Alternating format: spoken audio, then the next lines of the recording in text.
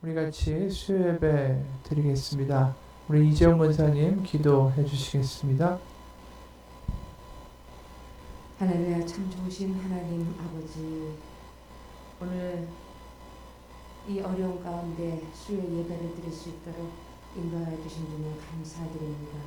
전혀 우리가 생각하지 못한 이 상황 속에서 하나님 곳곳에서 예배를 드리는 모든 영혼들을 주님께서 헤아려 주시고, 오늘 또한 주님이 허락하신 가운데 세우신 사자 목사님을 통하여 생명의 말씀을 받기에 부족하고 흠이 없는 예배가 될 수 있도록 인도하여 주옵소서. 하나님 감사합니다. 하나님께서 기름 부어 세우신 우리 사자 목사님 영화역의 강건함을 덧입혀 주옵시며, 우리가 주님 앞에 끊임없이 간구하는 모든 것들이 우리 뜻이 아닌 하나님의 뜻 안에서 모든 것들이 하나님께서 기뻐 받으심으로 하나님께서 이루어가심을 믿고 또한 감사드립니다.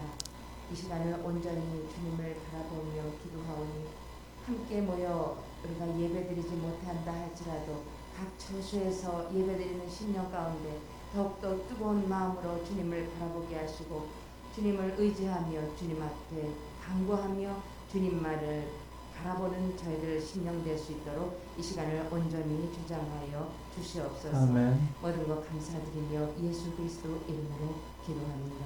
아멘. 감사합니다. 오늘 말씀 사도행전 3장 1절에서 26절까지의 말씀입니다. 사도행전 3장 1절에서 26절까지의 말씀, 하나님의 말씀을 봉독합니다. 제9시 기도 시간에 베드로와 요한이 성전에 올라갈새 나면서 못 걷게 된 이를 사람들이 메고 오니, 이는 성전에 들어가는 사람들에게 구걸하기 위하여 날마다 미문이라는 성전문에 두는 자라. 그가 베드로와 요한이 성전에 들어가려 함을 보고 구걸하거늘 베드로가 요한과 더불어 주목하여 이르되 우리를 보라 하니, 그가 그들에게서 무엇을 얻을까 하여 바라보거늘 베드로가 이르되 은과 금은 내게 없거니와 내게 있는 이것을 내게 주노니 나사렛 예수 그리스도의 이름으로 일어나 걸으라 하고 오른손을 잡아 일으키니 발과 발목이 곧 힘을 얻고 뛰어서서 걸으며 그들과 함께 성전으로 들어가면서 걷기도 하고 뛰기도 하며 하나님을 찬송하니, 모든 백성이 그 걷는 것과 하나님을 찬송함을 보고 그가 본래 성전 미문에 앉아 구걸하던 사람인 줄 알고 그에게 일어난 일로 인하여 심히 놀랍게 여기며 놀라더라. 나은 사람이 베드로와 요한을 붙잡으니 모든 사람이 크게 놀라며 달려 나아가 솔로몬의 행각이라 불리우는 행각에 모이거늘 베드로가 이것을 보고 백성에게 말하되 이스라엘 사람들아, 이 일을 왜 놀랍게 여기느냐? 우리 개인의 권능과 경건으로 이 사람을 걷게 한 것처럼 왜 우리를 주목하느냐? 아브라함과 이삭과 야곱의 하나님 곧 우리 조상의 하나님이 그의 종 예수를 영화롭게 하셨느니라. 너희가 그를 넘겨주고 빌라도가 놓아주기로 결의한 것을 너희가 그 앞에서 거부하였으니, 너희가 거룩하고 의로운 일을 거부하고 도리어 살인한 사람을 놓아주기를 구하여 생명의 주를 죽였도다. 그러나 하나님이 죽은 자 가운데서 그를 살리셨으니 우리가 이 일의 증인이라. 그 이름을 믿음으로 그 이름이 너희가 보고하는 이 사람을 성하게 하였나니, 예수로 말미암아 난 믿음이 너희 모든 사람 앞에서 이같이 완전히 낫게 하였느니라. 형제들아, 너희가 알지 못하여서 그리하였으며 너희 관리들도 그러한 줄 아노라. 그러나 하나님이 모든 선지자의 입을 통하여 자기 그리스도께서 고난 받으실 일을 미리 알게 하신 것을 이와 같이 이루셨느니라. 그러므로 너희가 회개하고 돌이켜 너희 죄 없이 함을 받으라. 이같이 하면 새롭게 되는 날이 주 앞으로부터 이를 것이요 또 주께서 너희를 위하여 예정하신 그리스도 곧 예수를 보내시리니, 하나님이 영원 전부터 거룩한 선지자들의 입을 통하여 말씀하신 바 만물을 회복하실 때까지는 하늘이 마땅히 그를 받아두리라. 모세가 말하되 주 하나님이 너희를 위하여 너희 형제 가운데서 나 같은 선지자 하나를 세울 것이니 너희가 무엇이든지 그의 모든 말을 들을 것이라. 누구든지 그 선지자의 말을 듣지 아니하는 자는 백성 중에서 멸망받으리라 하였고, 또한 사무엘 때로부터 이어 말한 모든 선지자도 이때를 가리켜 말하였느니라. 너희는 선지자들의 자손이요 또 하나님이 너희 조상과 더불어 세우신 언약의 자손이라. 아브라함에게 이르시기를 땅의 모든 족속이 너희 씨로 말미암아 복을 받으리라 하셨으니, 하나님이 그 종을 세워 복 주시려고 너에게 먼저 보내서 너희로 하여금 돌이켜 각각 그 악함을 버리게 하셨느니라. 아멘. 하나님의 말씀입니다. 오늘은 이제 베드로와 요한이 성전에 들어가는 장면이죠. 그러면서 태어나면서부터 안진뱅이였던 그 사람을 일어서서 걷게 합니다. 이게 어디서 일어난 일이냐면 성전에 기도하러 가면서 일어난 일이에요. 바로 오후 3시에 그들이 기도하러 갑니다. 그런데 이 성전의 미문은 아름다울 밑자를 써서 미문이에요. 아름다운 문이다. 이 예루살렘 성전의 동편에 위치한 문인데 이게 이제 고린도 건축 양식으로 지어져서 굉장히 아름답다. 그래서 이제 미문이 된 겁니다. 이 미문을 통해서 나가게 되면 기드론 골짜기가 이어지고 거기서 더 가면 감람산이 나옵니다. 근데 이제 감람산이나 이쪽에 아무래도 못 사는 사람들이 많죠. 베단이나 이쪽이 다 이쪽 길을 통해서 들어오니까. 그 당시 병자가 이 길을 따라서 온 겁니다. 사람들이 메어가지고 왔겠죠. 그리고 여기다가 놓고 매일 국어를 하도록 시킵니다. 한마디로 직업이 국어라는 사람이었어요.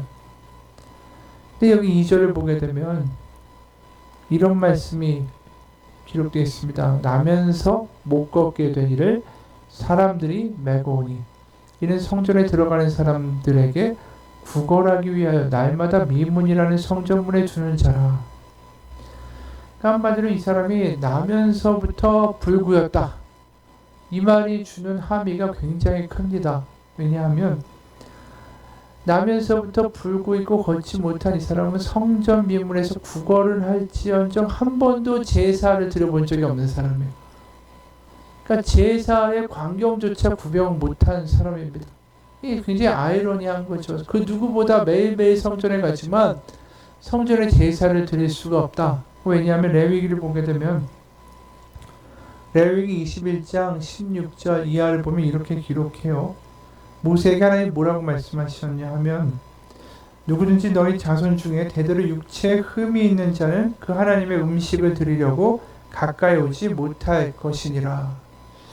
누구든지 흠이 있는 자는 가까이 하지 못할지니 곧 맹인이나 다리 저는 자나 코가 불완전한 자나 지체가 더한 자나 발 부러진 자나 손 부러진 자나 등 굽은 자나 키 못 자란 자나 눈에 백막이 있는 자나 습진이나 벗음이 있는 자나 고환이 상한 자나 제사장 아론의 자손 중에 흠이 있는 자는 나와서 여호와께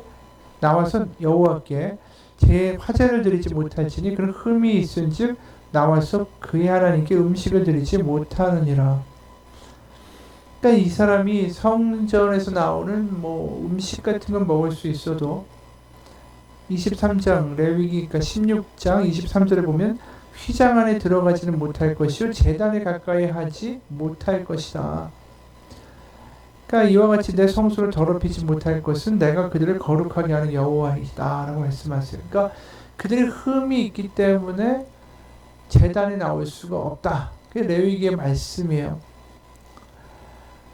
그러다 보니까 이 사람이 태어나서 한 번도 성전에 번제단에 네 때까지 들어가지를 못한 거죠. 그런데 이제 그가 그렇게 구걸을 하고 있는데 베드로와 요한이 지나가면서 그 사람의 구걸을 하는 것을 보게 됩니다. 그러니까 들어오는 걸 딱 보자마자 구걸하는 말을 막 해요. 도와달라고. 근데 4절에 보면 베드로가 요한과 더불어 주목하였는데 우리를 보라 이렇게 얘기하는 거예요.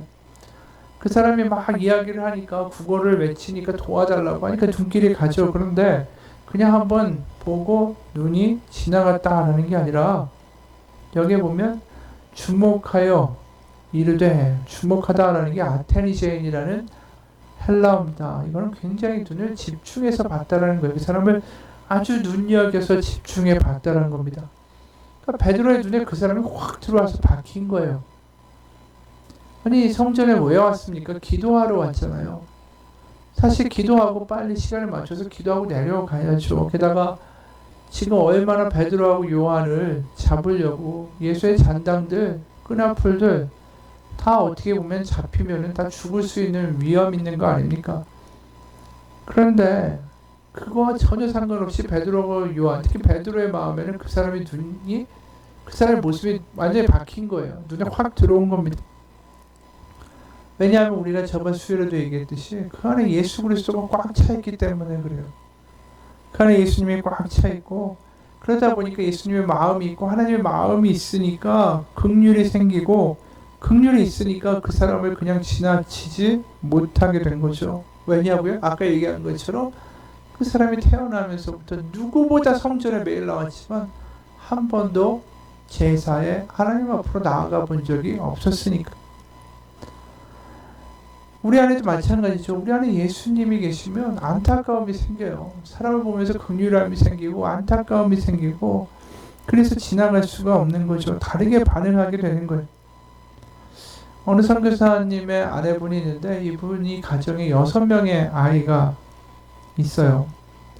그게 다 낳은 아이가 아니라 또 몇 명은 낳고 몇 명은 입양을 했습니다. 이 권민아라는 분인데, 이 요즘 같은 세상에 아무리 선교지에 있다고 해도 6명 아이를 기르기 쉽지 않죠.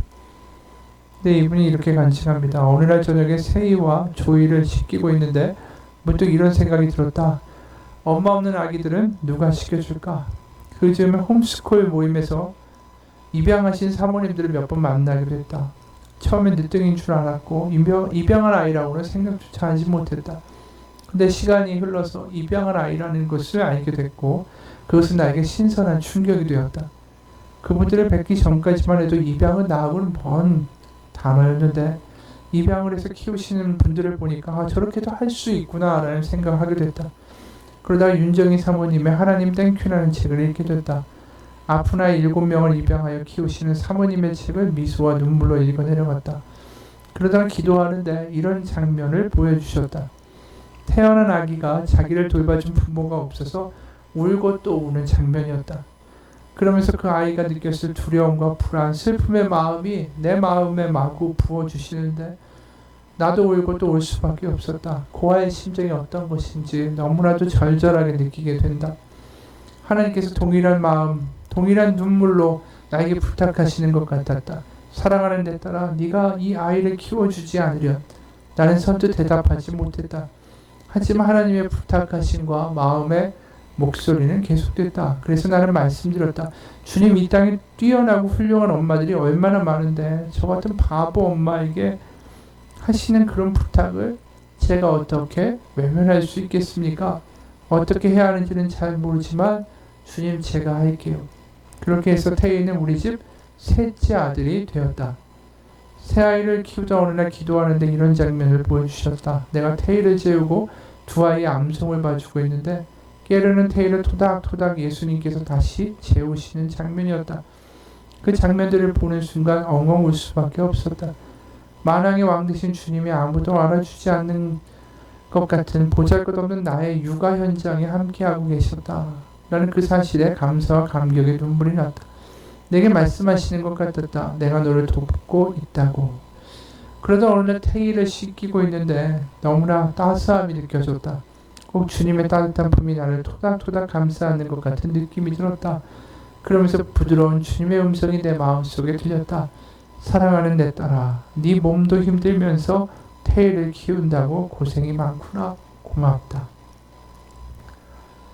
우리가 볼 때 이해가 안 가는 일을 하는 사람들은 다 한 가지 이유예요. 하나님의 마음이, 하나님의 눈물이 그 마음에 있기 때문에.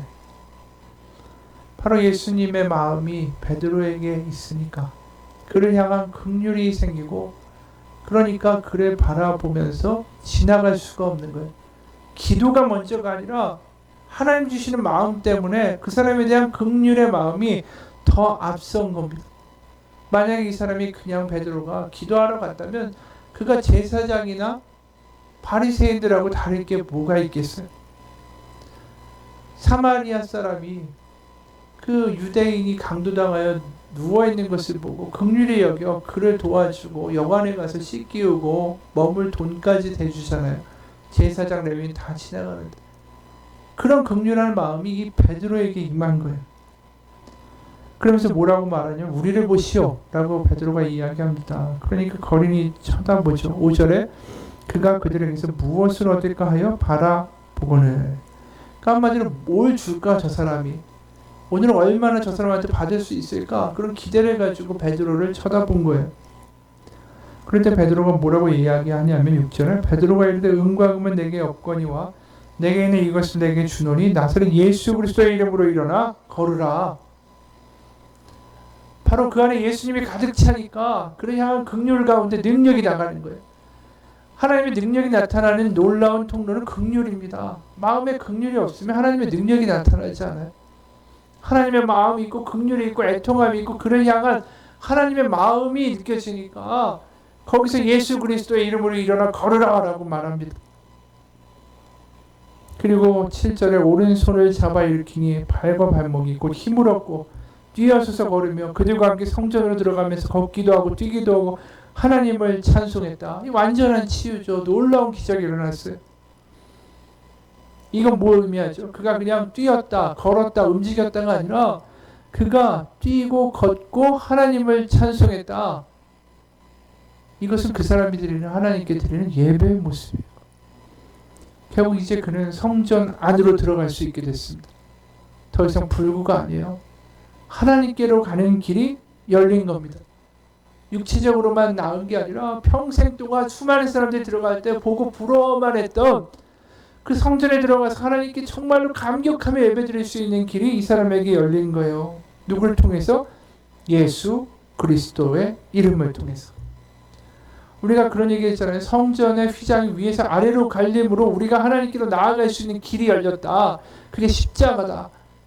그거랑 똑같은 맥락인 거예요. 이 사람한테 드디어 하나님께로 나아갈 수 있는 길이 열렸어요. 누구로? 예수 그리스도로 말미암아 육신의 치유와 또 믿음으로 말미암아 하나님을 바라볼 수 있게 되는 놀라운 일이 일어난 거죠.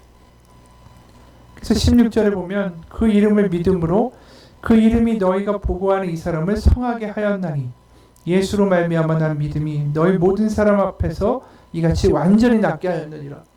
그러니까 이 사람의 치유에 대하여 베드로가 이야기하는 건 예수 그리스도의 이름을 믿는 그 믿음으로 말미암아 이 사람이 완전히 나았다라는 거예요. 그런데 보면 여기 완전히 낫다, 낫게 하였다라는 이 동사는 홀로 클레리아라는 단어예요. 이게 뭐냐면 완전히 낫게 되다, 완전한 건강을 회복하다. 우리가 아까 우리가 그 성전에 갈 때 제사를 드릴 때 흠없는 제물을 드리잖아요. 그러니까 하나님께 드리는 제물 가운데 발을 절거나 상처가 있거나 눈이 멀거나 이런 게 아니라 온전한 제물을 드려야 됩니다. 그것처럼 이 사람이 어떤 건강의 회복을 했냐면 그런 완전한 흠이 없는 제물처럼 흠이 없게 됐다라는 거예요. 그러니까 이제 하나님께 나아갈 수 있는 그 제물이 된 것처럼 이 어떤 제물을 흠이 없는 것을 드리는 것처럼 이 사람이 완전 흠이 없게 하나님께 드려질 수 있는 사람이 되었다라는 거죠. 하나님께 나아갈 수 있게 됐다는 거예요. 그건 흠이 없는 제물이어야만 하나님께 드릴 수 있는 것처럼 이 사람이 흠이 없게 되었다. 하나님께 나아갈 수 있게 되었다. 그래서 그 이름 예수 그리스도로 말미암아 하나님께 나아갈 수 있는 길이 열렸다라는 걸 보여주는 거예요. 그러니까 아까 말한 것처럼 그러니까 기뻐서 뛰며 찬송하고 다니는 거죠. 그러니까 사람들이 이 사람을 얼마나 많이 봤겠어요. 태어나면서부터 계속 구걸을 했으니까 저 사람 성전 미문에 앉아있던 거린 아닌가 심히 놀라는 거죠. 그러고 나서 이 안진뱅이였던 사람이 베드로와 요한과 나란히 서서 이제 베드로가 이야기를 합니다. 그게 우리가 11절에 보게 되면 세번역에 보면 좀 더 분명하게 원어 그대로 나와 있어요. 그 사람이 베드로와 요한 곁에 머물러 있는데 사람들이 모두 크고 놀라서 솔로몬 행각이라는 곳으로 달려와서 그들에게 모여들었다. 그러니까 베드로와 요한과 이 안진뱅이가 셋이 나란히 있는 거예요. 뭘로요? 증인으로. 드디어 이 안진뱅이였던 사람이 하나님께 나아가는 감격을 가지고 예수 그리스도의 이름의 증인이 된 거예요. 우리가 증인이라는 이름이 얼마나 사도행전에 많이 나옵니까? 그 유명한 게 사도행전 1장 8절 아니에요? 오직 성령이 너에게 임하시면 너희가 권능을 받고 예루살렘과 온 유대와 사마리와 땅끝까지 이르러 나의 증인이 되리라. 바로 그 증인으로서 섰어요. 그리고 베드로가 드디어 이야기합니다. 뭘 이야기할까? 예수 그리스도의 복음을 이야기하는 거죠. 근데 우리가 그 연설, 그 설교를 보게 되면 좀 독특한 게 뭐냐면 아브라함과 모세 그리고 선지자 이렇게 이야기들이 등장해요. 우리가 3,000명을 회심시켰던 베드로의 그 회심 3,000명 회심 사건이 있었던 베드로의 설교 성령 강림 이후에 바로 있었던 거기에서는 다윗의 시편에 대한 이야기가 줄을 이뤘죠. 근데 이제 이 설교에서는 아브라함이 나옵니다. 근데 왜 하필이면 이 앉아있던 사람, 병자를 고치고 나서 아브라함의 이야기가 나올까? 그 의미가 있다라는 거예요. 왜냐하면 아브라함이라는 이름이 주는 그 무게가 굉장히 있기 때문입니다. 왜냐하면 유대인들은 자신의 정체성을 아브라함의 자손이다 라는 정체성으로 살아요. 유대인은 난 아브라함의 자손이다. 그것은 뭘 얘기하냐면 하나님이 언약을 주신 언약의 시초가 아브라함이잖아요. 그 언약 속에 나는 들어가 있는 자손이다 라는 거예요. 그래서 심지어 우리가 우리하고 다르게 그 유대인들이 믿는 죽음에 이르러서는 죽어서 어디를 가느냐? 아브라함의 품속에 간다라고 믿어요. 그러니까 조상들의 품, 열조의 조상들의 품으로 자기가 돌아간다. 그래서 우리가 누가복음 16장을 보게 되면 나사로와 부자의 비유가 나오죠. 거기 보면 19절에 이런 말씀이 있습니다. 한 부자가 있어 자색 옷과 고운 베옷을 입고 날마다 호화롭게 즐기더라. 그런데 나사로라 이름하는 한 거지가 헌된 투성이로 그의 대문 앞에 버려진 채 그 부자의 상에서 떨어지는 것으로 배불리려 하며 심지어 개들이 와서 그 헌대를 핥더라. 이 거지가 대문 앞에 있고 나사로라 하는 거지가 그리고 이제 부자가 있는 거예요. 근데 이제 죽었습니다. 둘 다. 22절에 이에 그 거지가 죽어 천사들에게 받들려 아브라함의 품에 들어가고 부자도 죽어 장사되매 그가 음부에서 고통 중에 눈을 들어 멀리 아브라함과 그의 품에 있는 나사로를 보고 그러니까 음부와 반대되는 개념이 뭐냐면 아브라함의 품이라는 거예요.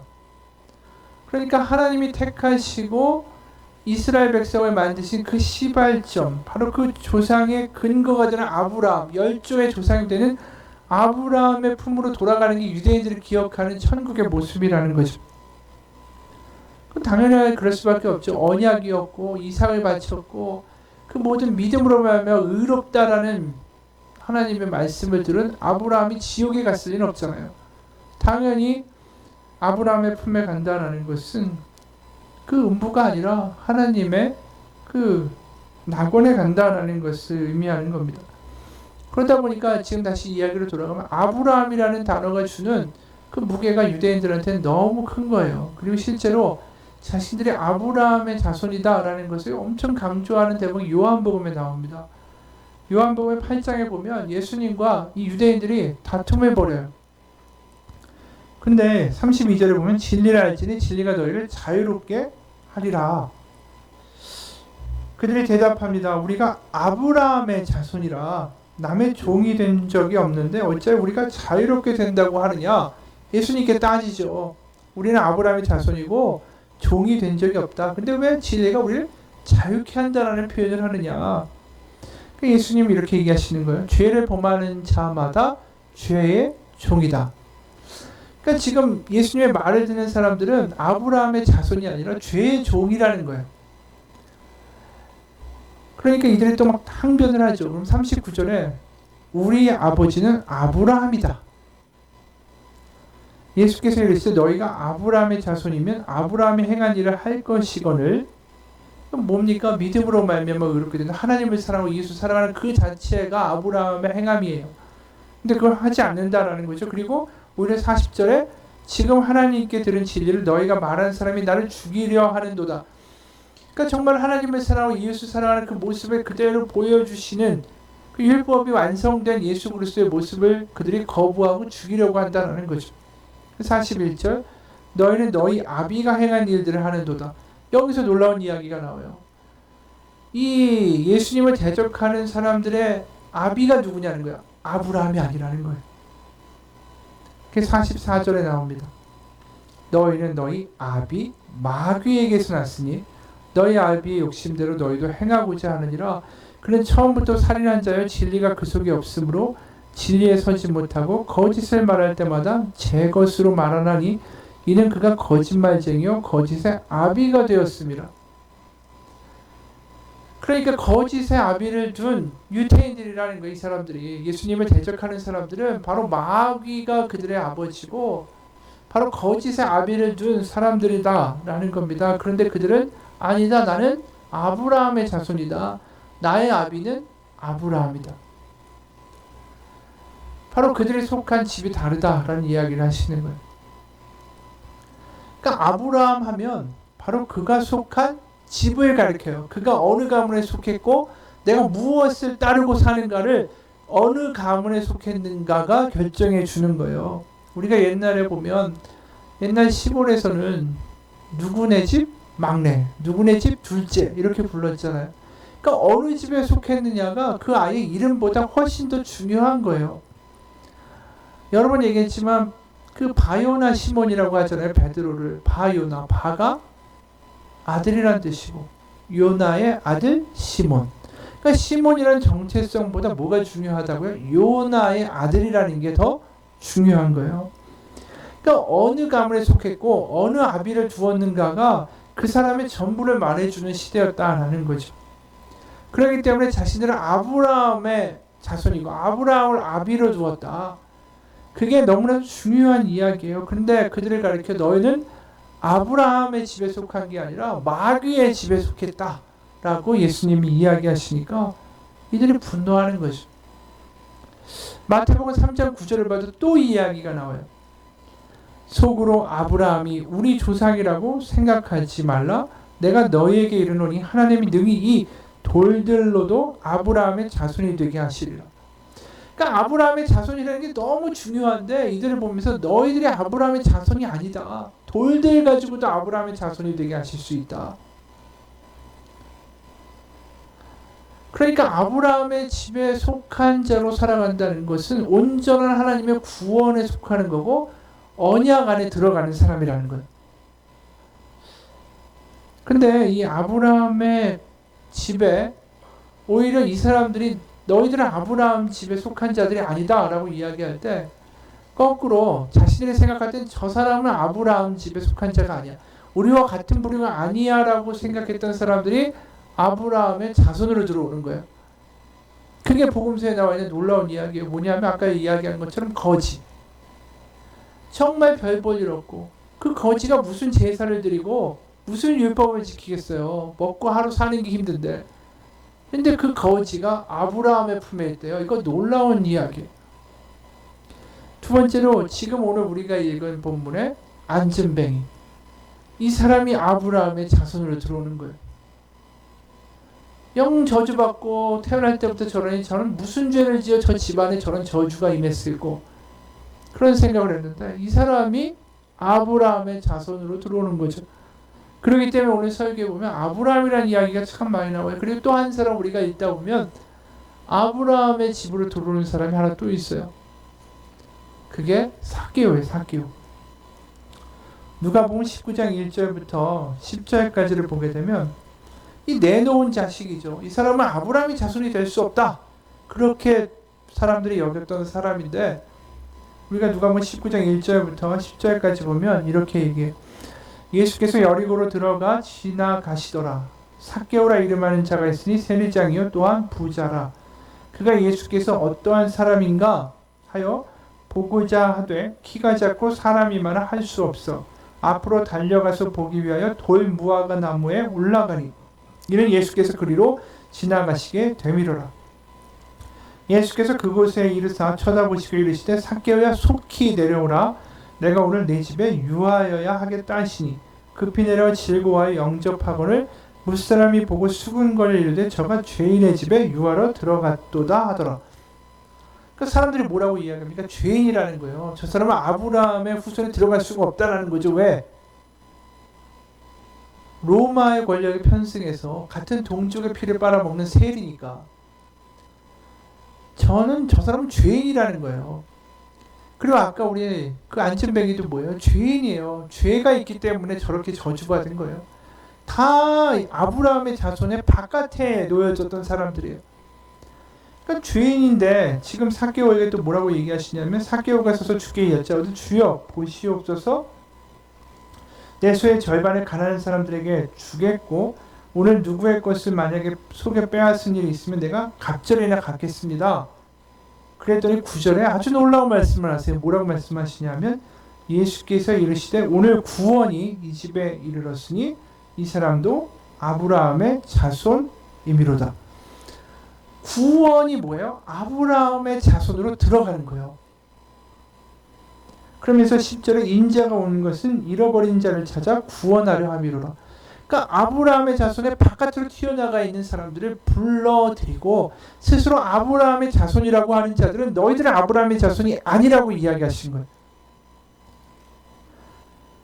바로 잃어버린 자를 구원한다는 건 아브라함의 집으로 그들을 불러들이시는 거예요. 그래서 오늘 베드로가 설교할 때 보면 13절에 아브라함의 이야기를 하죠. 아브라함과 이삭과 야곱의 하나님, 그 우리 조상의 하나님이 그의 종 예수를 영화롭게 하셨느니라. 그리고 25절에 보면 너희는 선지자들의 자손이요 하나님이 너희 조상과 더불어 세우신 언약의 자손이라. 언약의 자손을 뭐라고 부르냐면 아브라함의 자손이라고 부르는 거예요. 왜 아브라함의 언약을 이야기하죠? 25절에 땅의 모든 족속이 너의 씨로 말미암아 복을 받으리라 하셨으니 하나님이 그 종을 세워 복을 주시려고 너희에게 먼저 보내사 너희로 하여금 돌이켜 각각 그 악함을 버리게 하셨느니라. 아브라함의 언약 안으로 다시 불러들이고 악한 너희들이 회개하여 다시 하나님의 언약 안으로 들어오게 하리라. 이게 하나님이 예수 그리스도를 보내신 이유라는 거예요. 바로 그 안진뱅이나 삭개오나 그 거지나 다 아브라함의 자손이 아니라고 여겼던 버려진 이들, 그들이 다시 아브라함의 품으로 돌아오는 겁니다. 바로 우리가 예수님을 믿는다라는 건 뭘까요? 마찬가지예요. 바로 우리가 언약으로 맺어진 아브라함의 자손이 되는 거죠. 믿음으로 말미암아 아브라함의 후손이 된 거고, 결국 아브라함의 품이라는 건 뭐냐면 아버지 집을 이야기하는 거예요. 하나님의 아버지의 집으로 우리가 들어가는 하나님의 자녀가 됐다는 거예요. 그래서 예수님의 이름으로 구원받는다는 얘기는 우리가 아버지의 집으로 들어갈 수 있도록 우리를 맞아주신다. 그래서 우리가 아버지 집의 식구가 된다. 하나님의 집안 사람이 된다. 이런 거예요. 그래서 우리가 저번에 히브리서 3장을 읽은 적이 있어요. 주일에. 거기에 보면 이런 말씀이 있죠. 6절에 세번역으로 보면 히브리서 3장 6절 그러나 그리스도는 아들로서 하나님의 집안 사람을 성실하게 돌보셨습니다. 우리가 그 소망에 대하여 확신과 자부심을 가지고 있으면 우리는 하나님의 집안 사람입니다. 결국 하나님이 하신 일을 자랑하고 소망을 가지고 확신하면 우리는 하나님의 집안 사람이라는 거예요. 하나님의 식구라는 거예요. 그러니까 그 집안으로 우리를 불러들이신 거예요. 가족이 되라고. 그게 구원이라는 거예요. 그러니까 구원의 개념이 그냥 나는 죽기 전에 마음대로 막 살다가 죽으면 이제 천국 가야지, 이게 아니라 우리가 구원받는 그 순간부터 우리는 하나님의 가족과 식구로 살아간다라는 거예요. 그 이야기는 뭐냐면 우리가 아버지가 되신 하나님을 창피스럽게 하지 아니하고 그분의 이야기를 듣고 따라가는 가문의 식솔로서 살아간다라는 겁니다. 그래서 우리가 히브리서 2장에도 또 이런 이야기가 나와요. 히브리서 2장에 보면 2장 11절 12절 보면 거기에 세번역이에요. 거룩하게 하시는 분과 거룩하게 되는 사람들은 모두 한 근원에서 났습니다. 하나님이시죠. 한 근원. 그러므로 예수께서는 그들을 형제 자매라고 부르시기를 부끄러워하지 않으셨습니다. 그러니까 예수님이 우리의 큰 형님, 큰 오빠가 되시고 그 가족이 된다라는 거예요. 지금. 그래서 예수님을 뭐라고 부르냐면 맏아들이라고 부르는 거예요. 맏아들.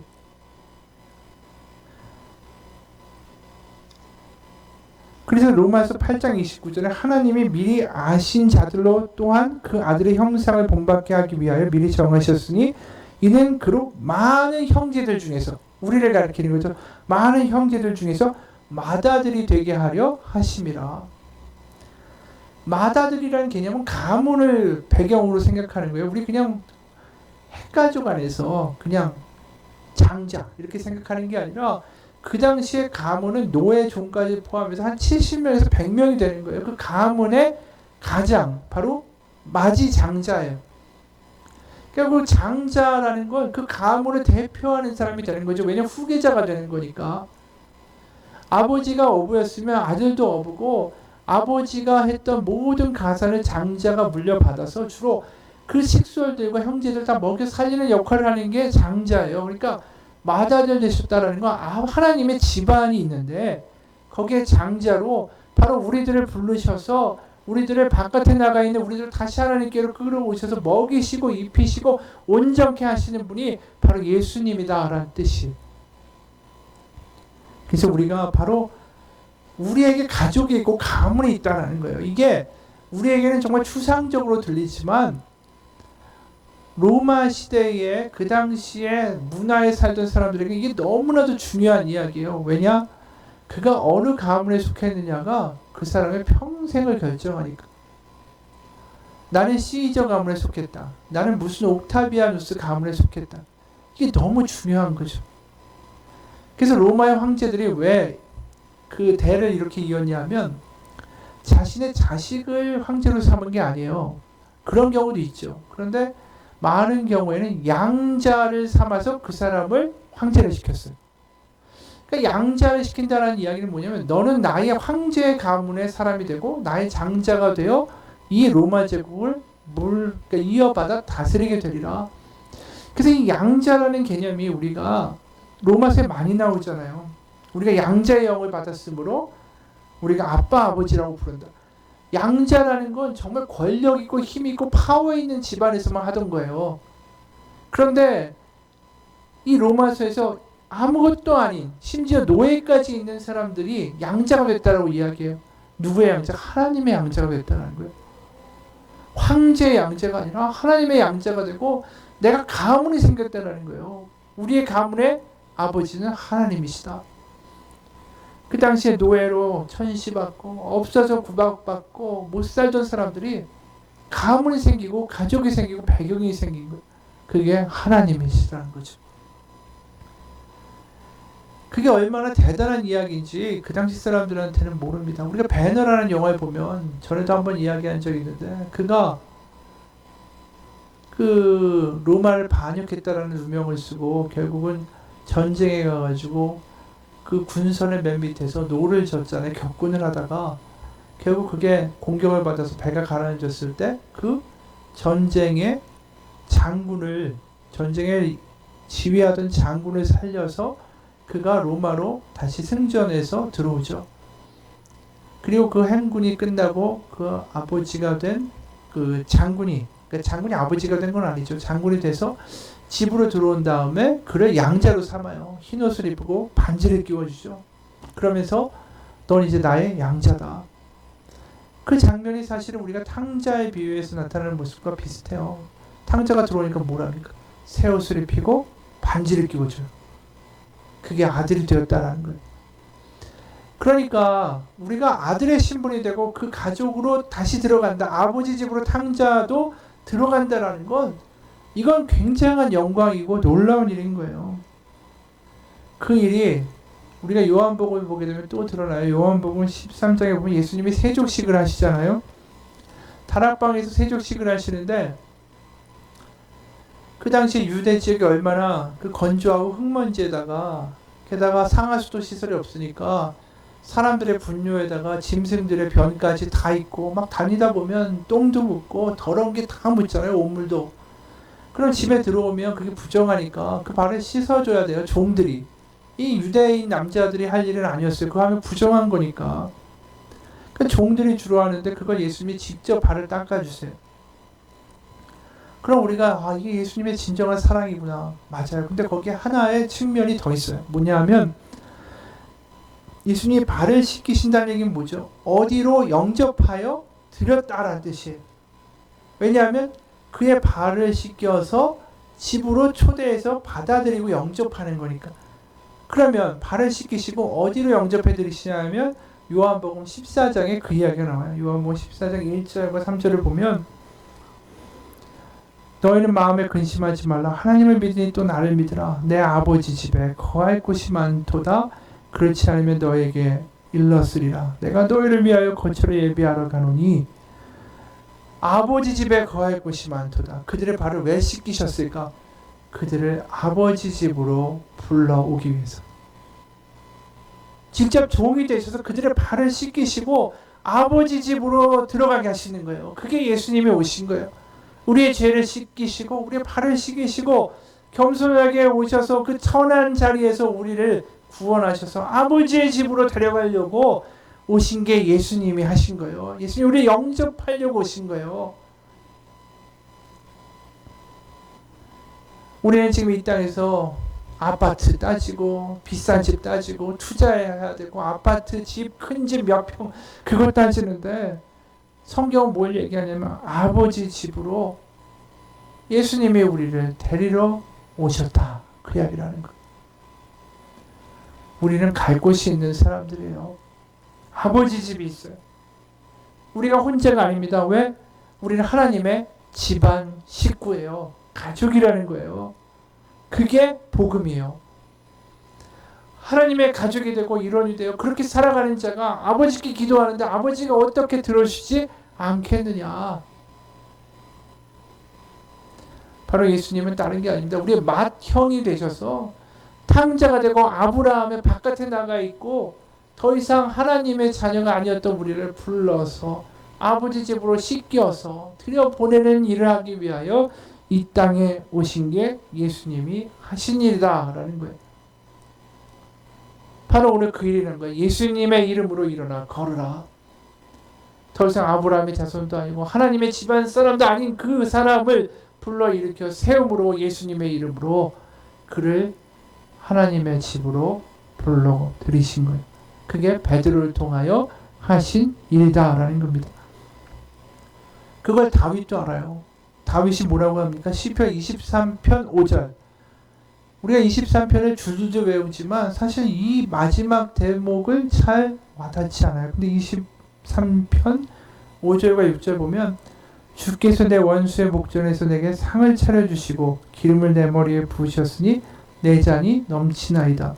내 평생의 선하심과 인자하심이 반드시 나를 따르니 내가 여호와의 집에 영원히 살리로다. 집에 우리가 들어가서 하나님의 집안에 머물게 될 때 아들로 들어갈 때 하나님이 어떻게 하신다고요? 상을 차려주시고 기름을 부어주시고 잔을 가득 채워주시고 바로 이 모습이 뭐예요? 탕자가 집에 들어갔을 때 손을 잡고 잔치를 벌이는 아버지의 모습이 여기에 그대로 나타나는 거예요. 결국 우리가 예수님을 믿게 되면 뭘 알게 됩니까? 나는 하나님의 집안 사람이라는 걸 알게 돼요. 하나님이 살아계시고 하나님이 나를 사랑하시고 내가 하나님 안에 거할 수 있고 그건 뭐죠? 내가 하나님의 집에 거할 수 있고 내가 하나님께 예수님의 이름으로 기도할 수 있고 내가 부족하지만 예수님이 나를 씻기셔서 하나님의 집안으로 나를 들어가게 하셨도다. 담대하게 기도할 수 있고 담대하게 살아갈 수 있는 용기가 생기는 거예요. 하나님이 아버지니까 이제 내가 하나님 아버지의 식구니까 그 자긍심과 그 믿음과 그 기쁨으로 살아가는 거예요. 그러니까 우리가 죄를 멀게 하는 이유는 죄로부터 멀게 되는 이유는 의지가 아니라 내가 어떤 존재인지를 알게 되면 죄하고 멀어지는 거예요. 그리고 나를 부르시기 위해서 예수님이 어떤 일을 하셨는지 그것을 알면 다윗처럼 이야기하는 거죠. 내가 여호와의 집에 영원히 살리로다. 하나님 알러뷰라는 글을 윤정희 사모님이 썼어요. 이분이 아까 초반에 이야기했던 그 입양을 많이 한 분이에요.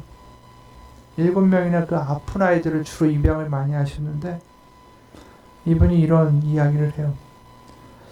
드디어 한결이가 오는 나 아침이 됐다. 이 입양을 동안 아이예요. 고아원 사무실에 엎드려 있는 한결이를 처음 만났다. 예쁘게 생겼네. 머리가 곱슬이게 나랑 닮았어. 환하게 웃으며 그 아이를 바라보았다. 우리 집에 가자 하면서 손을 내미는데 아이는 손을 잡는 대신에 울기 시작했다. 계속해서 우는 아이를 고아원 바로 자비원 선생님의 품을 빌어 우리 집 거실로 데려왔다. 형들이 환영하는 노래를 못 부를 정도로 한결이는 계속해서 울기만 했다. 돌아가겠다고 가방을 들고 나가려는 아이를 붙잡고 내일 보내주겠다라고 말했다. 정신없이 우는 아이를 보면서 사람들이 불안해했다. 아이가 저렇게 계속 울면 어떡해요? 괜찮아요. 시간이 지나면 다 그쳐요. 지금 2시간째 저렇게 울고 있어요. 어머니가 어떻게 해봐야 되는 거 아니에요? 저 과정을 거쳐야 가족이 돼요. 기다려요. 슬그머니 한결이 옆에서 아이들과 놀기 시작했다. 공기놀이도 하고 실뜨기도 하고 한결이는 한참 울다가 우리 쪽으로 차츰 넘어오기 시작했다. 나도 그거 잘하는데 그러면 그럼 한번 해볼까? 그러면서 그 아이가 실을 만지기 시작했다.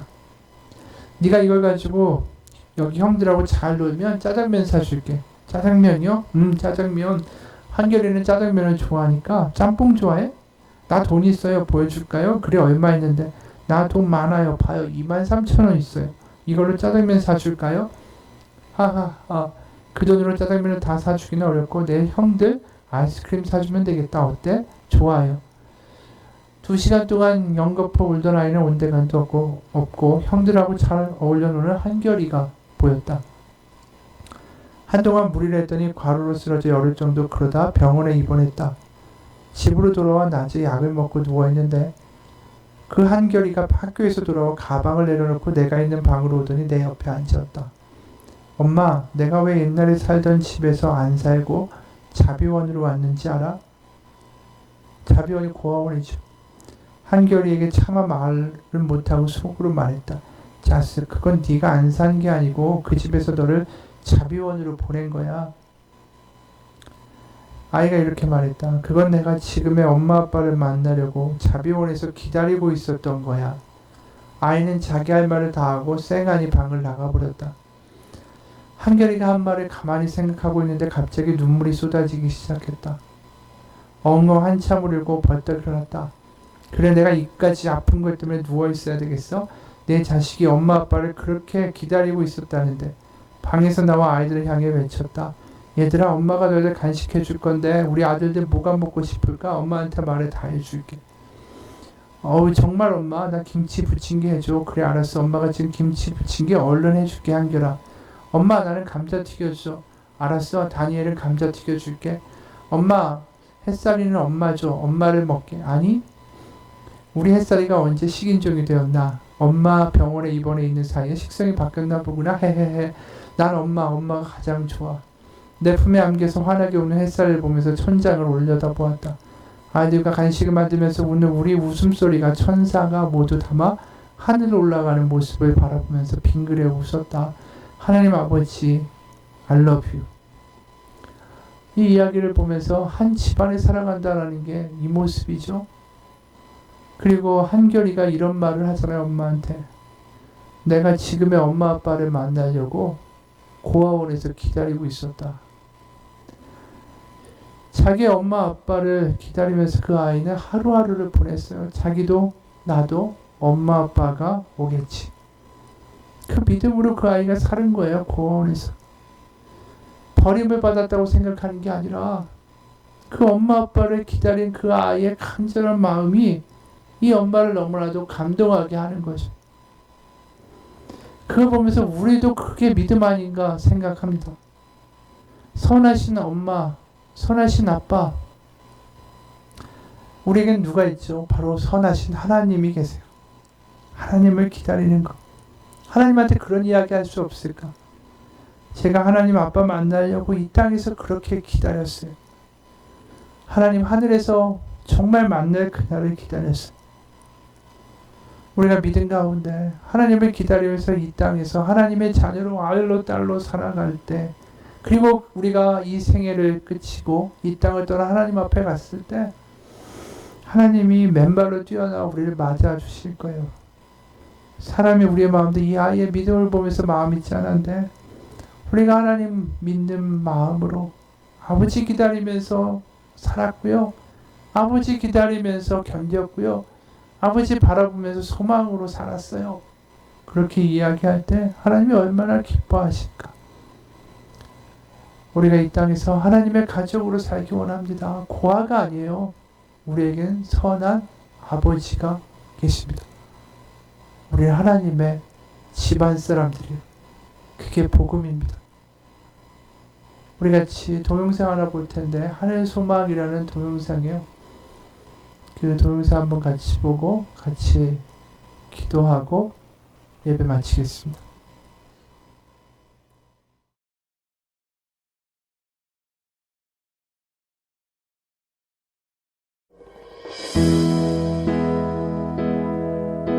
나 지금은 비록 땅을 버타며 살지라도 내 영혼 저 하늘을 디디며 사네. 내 주님 계신 눈물 없는 곳, 저 하늘에 숨겨둔 내 소망 있네.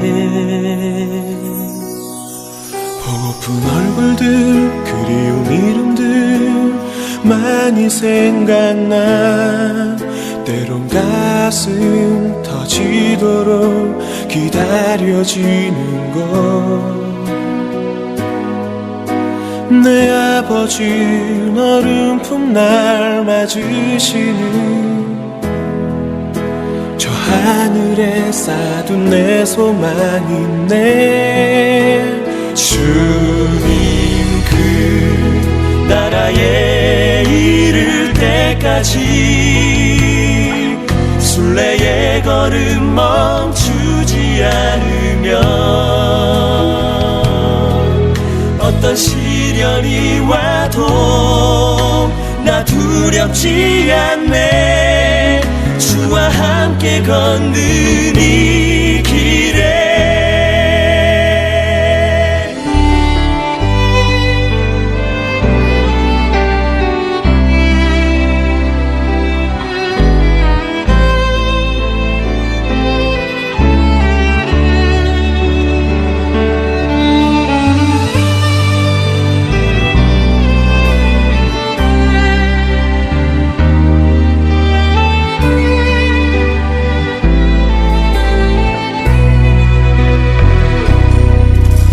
나 지금은 비록 땅을 버타며 살지라도 내 영혼 저 하늘을 디디며 사네. 내 주님 계신 눈물 없는 곳, 저 하늘에 숨겨둔 내 소망이네. 보고픈 얼굴들, 그 이름들 나만이 생각나. 때론 가슴 터지도록 기다려지는 곳. 내 아버지 너른 품 날 맞으시는 저 하늘에 쌓둔 내 소망이네.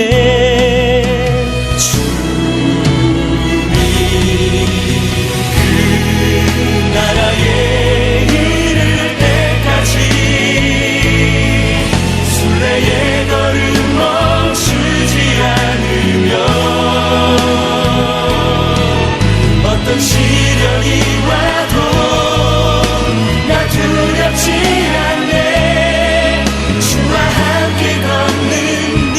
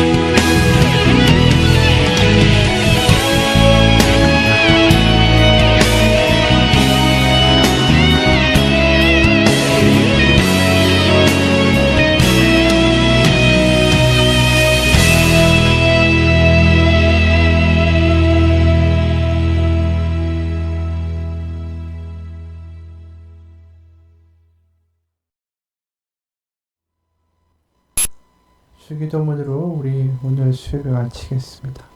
하늘에 계신 우리 아버지, 아버지의 이름을 거룩하게 하시며 아버지의 나라가 오게 하시며 아버지의 뜻이 하늘에서와 같이 땅에서도 이루어지게 하소서.